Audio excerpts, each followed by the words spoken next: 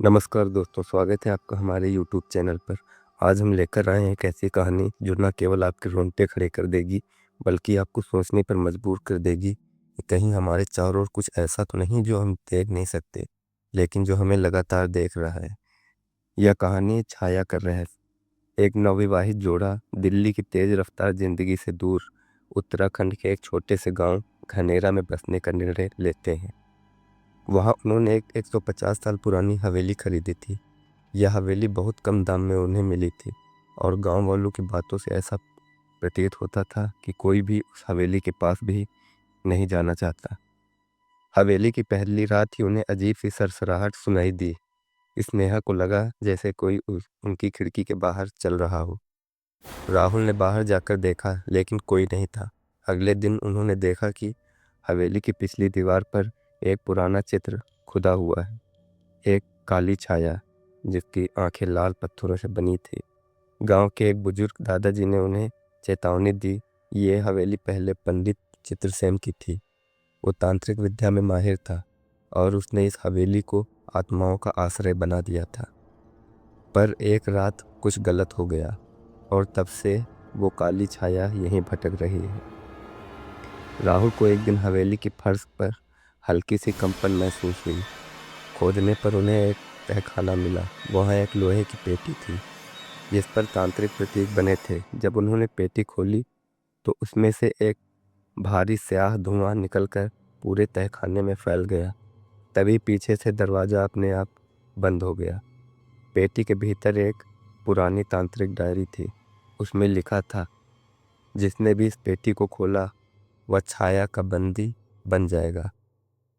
छाया कोई आत्मा नहीं, वह शुद्ध भय है जो रूप ले सकता है। उसे केवल वही देख सकता है जो अपने भीतर भय रखता है। रातों को अब स्नेहा को सपनों में वो काली छाया दिखने लगी। सपने इतने यथार्थ थे कि वे रातों को चिल्ला उठती। राहुल को अब हवेली में किसी की उपस्थिति का एहसास होने लगा। दर्पणों में परछाइयाँ दिखने लगी। चीजें अपने आप इधर उधर गिरने लगी। गांव के एकांत में रहने वाले एक बाबा ने बताया कि वह चित्रसेन तांत्रिक का वंशज है। उसने बताया कि छाया को बांधने का उपाय केवल एक है, उसे उसके मूल स्रोत उस चित्र में वापस बांधना। लेकिन इसके लिए किसी को अपना मन, शरीर और आत्मा उस हवेली में छोड़नी होगी। राहुल और स्नेहा तय करते हैं कि वे ये बलिदान नहीं देंगे। लेकिन छाया अब पूरी तरह से स्नेहा के मन में समा चुकी थी। एक रात स्नेहा अचानक चित्र के सामने गई और आंख बंद करके उसके कोई मंत्र पढ़ने लगी। चित्र से रोशनी फूटने लगी, हवेली कांपने लगी और फिर एक तेज चीख के साथ सब शांत हो गया। स्नेहा बेहोश पड़ी थी। जब उसे होश आया उसकी आंखें लाल थी। राहुल को कुछ समझ नहीं आया। बाबा ने बस इतना कहा, शरीर स्नेहा का है पर आत्मा अब उसकी नहीं। कहानी खत्म नहीं हुई।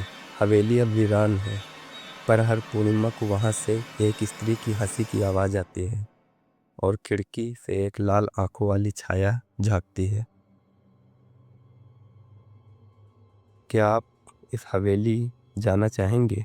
अगर यह कहानी आपको पसंद आई हो तो लाइक करें, शेयर करें और सब्सक्राइब करना न भूलें। अगली बार हम एक और रहस्य से पर्दा उठाएंगे। तब तक अंधेरे से सावधान रहें।